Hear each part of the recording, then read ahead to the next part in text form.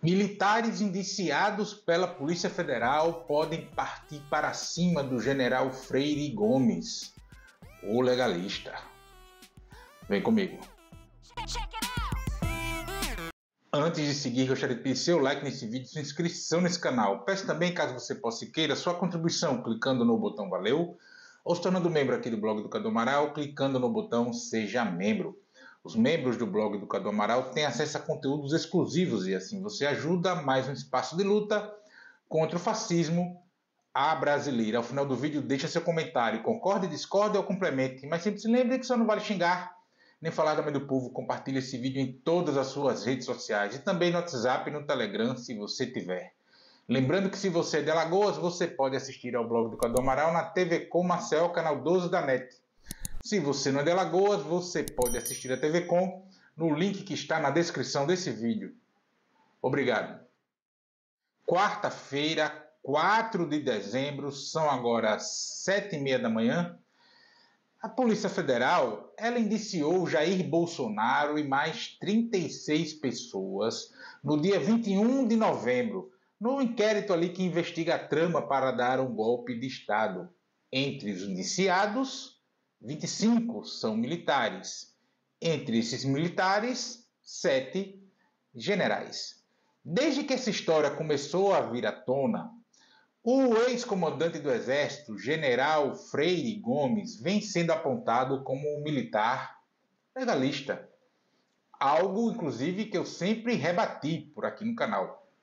E agora, segundo reportagem da CNN Brasil, publicada nesta quarta-feira, 4 de dezembro, os demais militares indiciados, estariam querendo fazer o mesmo, rebater essa narrativa. Freire Gomes teria sido um dos 2 comandantes de força que rejeitaram assinar um decreto que iria instituir, melhor dizendo, um estado de defesa no país e que ele teria ameaçado o então presidente Jair Bolsonaro caso levasse a ideia adiante.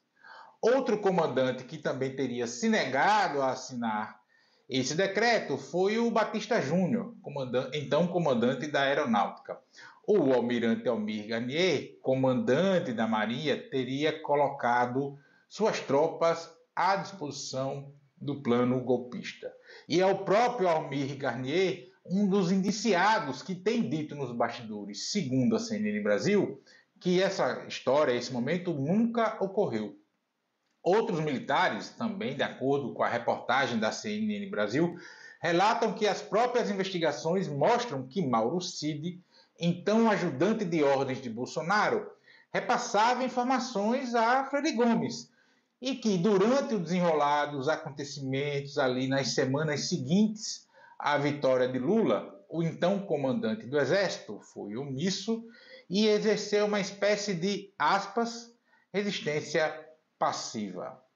Esses militares que estariam querendo colocar o Freire Gomes na roda, estão afirmando que o Freire Gomes, então comandante do Exército, jamais advertiu seus comandados, já que a maioria esmagadora dessa coisa toda são militares, principalmente os indiciados, né, são militares do Exército, parassem com o movimento golpista, inclusive ordenando a retirada dos patriotários em frente aos batalhões do Exército em todo o país. E sim, quem foi para frente de quartel era patriotário. Aliás, essa ordem nem precisava ser dada, uma vez que os comandantes dos batalhões têm a obrigação de não permitir aglomerações em frente às unidades do Exército. Tenta você, se você tiver um carro ou uma moto, parar ali com seu veículo, enfrenta um batalhão desse por uns 10 minutos, fica ali sem fazer nada. Só para você ver uma coisa. Os militares, ainda de acordo com a CNN Brasil, apontam que, no mínimo, Freire Gomes prevaricou. É algo que eu também já tenho afirmado aqui. Ele, no melhor ou pior das hipóteses, a depender do ponto de vista, prevaricou.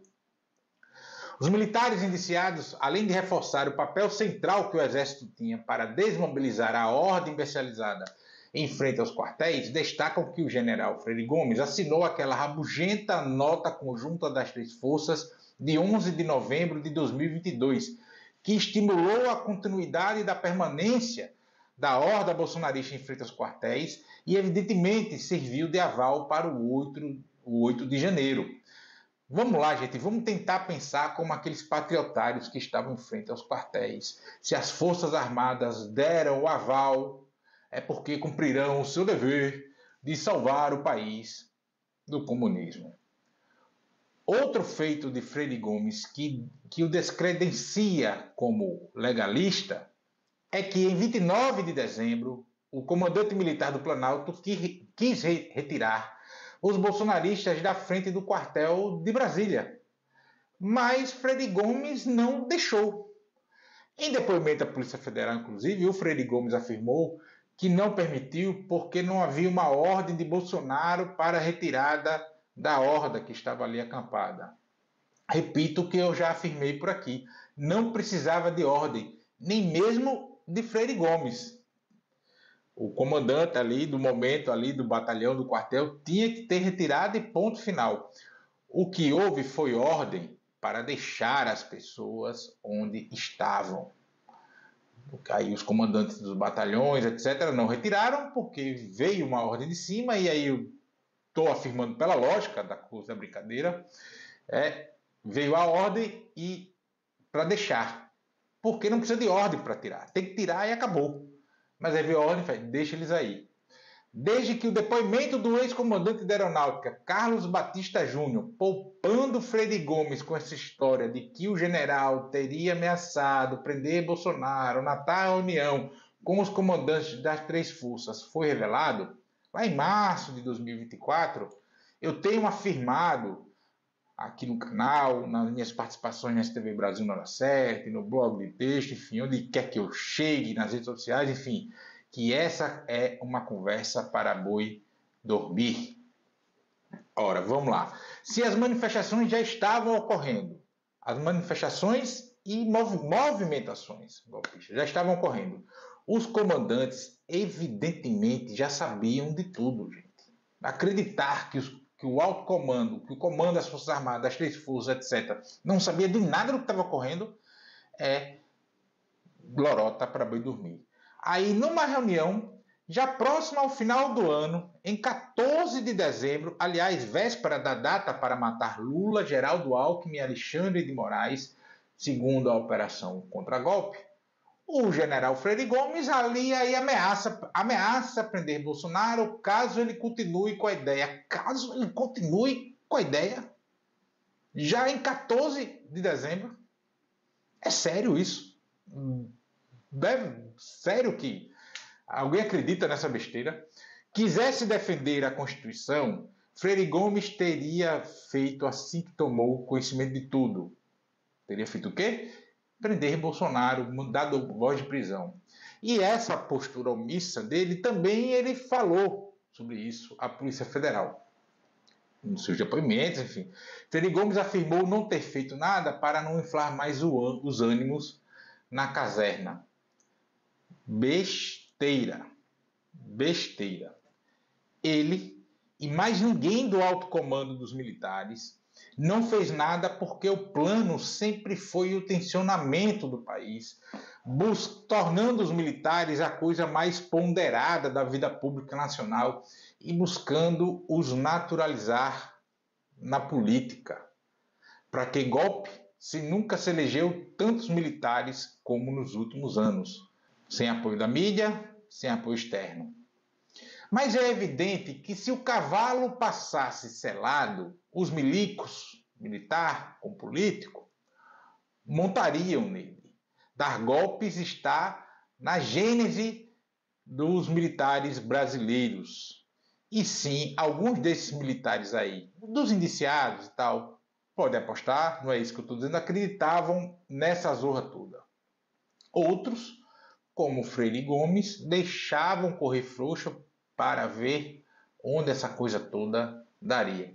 Se desse certo, os coturnos assumiriam o poder. Se desse errado, a culpa é somente de Bolsonaro em seu entorno, entre eles alguns militares de alta patente, inclusive, como os generais Augusto Heleno, Braga Neto e Mário Fernandes. Mário Fernandes, inclusive, que estaria sendo pressionado pela família para fechar acordo de delação premiada e entregar Bolsonaro e Braga Neto. Após a derrota eleitoral, aqueles que ungiram Bolsonaro, lançado candidato a presidente da República cerca de 15 dias após a reeleição de Dilma Rousseff, ainda em novembro de 2014, dentro da sede da Academia Militar das Agulhas Negras, a AMAN, no Rio de Janeiro, começaram a descartar o capitão do Exército. E Bolsonaro sabia que isso ocorreria, mas em algum momento tentou devolver ali os milicos do plano inicial, penso eu, se baseando no tanto de idolatria que ele conseguiu de boa parte da sociedade e na estreita aproximação que conseguiu com os evangélicos. Não existe essa de militar legalista, ao menos nas altas cúpulas das Forças Armadas. Sempre na história brasileira, os militares se meteram a tuteladores da nossa sociedade. Tivemos no máximo aqui, enfim, um breve período ali pós-ditadura de comandantes distantes da política, inclusive por questões objetivas para dar aquela mergulhada no período pós-ditadura. Mas os militares jamais aceitaram o controle do país pelos civis.